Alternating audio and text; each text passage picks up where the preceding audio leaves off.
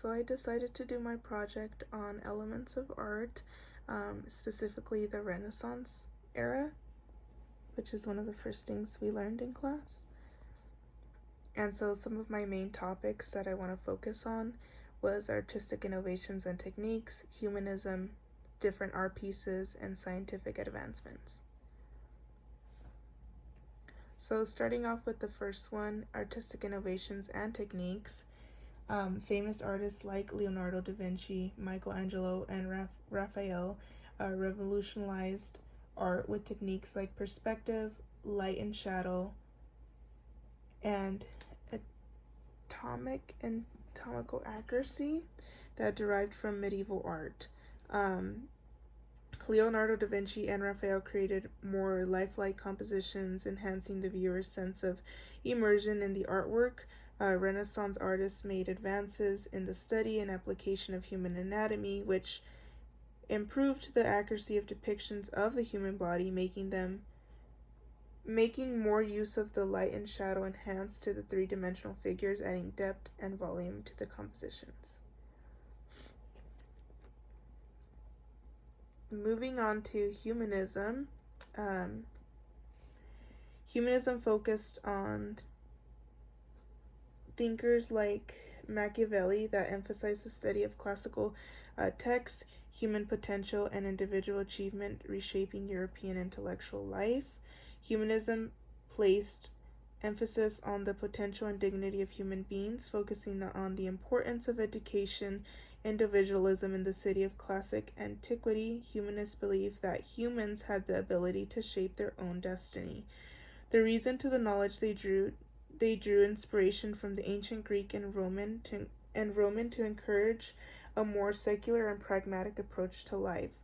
Artists again like Leonardo da Vinci and Michelangelo explored human anatomy and the nature of the world with a level of realism and detail that had not been seen in medieval art. Humanism also influenced political thought, encouraging to govern based on rationality rather than the divine right. And so that kind of touches the three areas. And then moving on to a few of the art pieces that I kind of chose to analyze that I felt like went with the presentation itself was the famous one, the Mona Lisa. The Mona Lisa was painted by Leonardo da Vinci and is one of the most analyzed artworks in history of art. The painting depicts a seated woman, widely believed to be Lisa, I might say it's wrong, Grinaldi. She's a merchant's wife.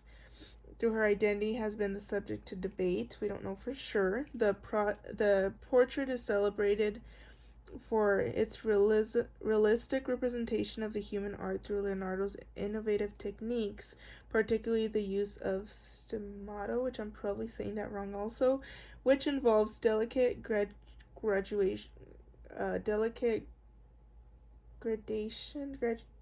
I'm pricing that, of light and shadow that blur edges and create a soft naturalistic effect. This gives the Mona Lisa an almost lifelike presence, as if she exists in a space of her own.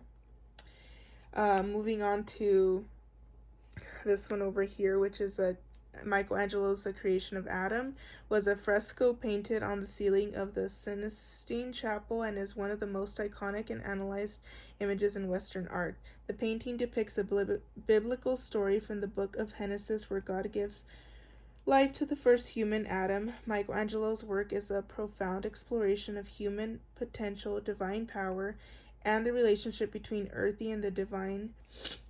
God and Adam, whose outstretched arms nearly touch, symbolize a moment of creation. The gap between their fingers has become one of the most famous visual symbols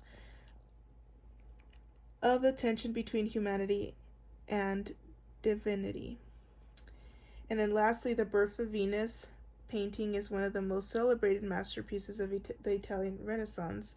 The painting portrays a mythological figure of Venus, the Roman goddess of love and beauty, emerging from the sea on a shell. A moment that symbolizes her birth is deeply rooted in the classical mythology and reflects the Renaissance revival of ancient Greco-Roman culture, but also Black themes of beauty, divinity, and humanism through its symbolic and choices. And lastly, so scientific advancements, so discoveries and changes. So the Renaissance period was marked by the confluence of scientific inquiry and humanists through the humanist focus on classical texts of a revival of ancient Greek and Roman knowledge, scientifically influenced by development of early modern science. Renaissance scholars were driven by human ideals to apply observation and reason to understand the natural world, leading to advancements in studies such as anatomy, astronomy, and physiology. The scientific revolution demonstrates how the intellectual curiosity and critical thinking of the Renaissance shaped modern scientific methods. And then this is my resources.